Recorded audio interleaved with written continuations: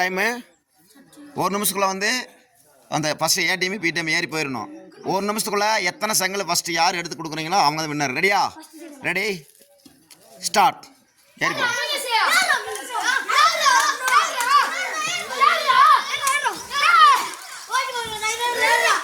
ஏய் ஓவராலாக போ.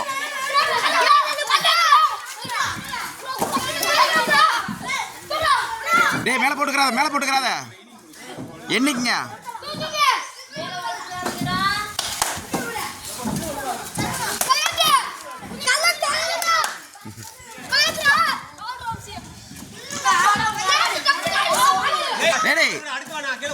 மேலே போடுங்க.